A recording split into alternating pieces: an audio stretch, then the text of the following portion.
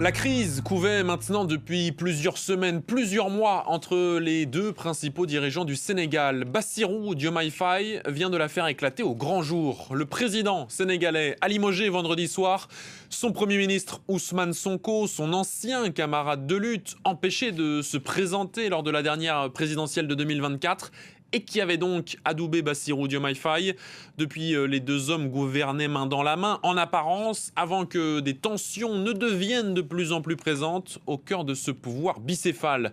Le récit de ce séisme politique, c'est avec Eliman Dao, depuis Dakar.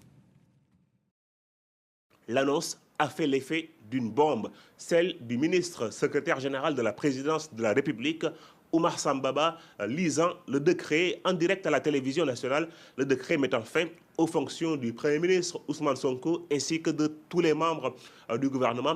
Ousmane Sonko n'a pas tardé à réagir en publiant sur ses réseaux sociaux le texte suivant, je le cite, « Alhamdulillah, ce soir je dormirai le cœur léger » à la cité Cœur Gorgui, faisant référence au quartier où il habite à Dakar. Il va ainsi donc quitter le Petit Palais, qui est la résidence des premiers ministres du Sénégal. C'est donc la fin de plus de 10 ans de compagnonnage politique entre Ousmane Sonko et Bassirou Diomaye Faye, qui se sont battus ensemble au sein du PASTEF, le parti qui les a amenés au pouvoir.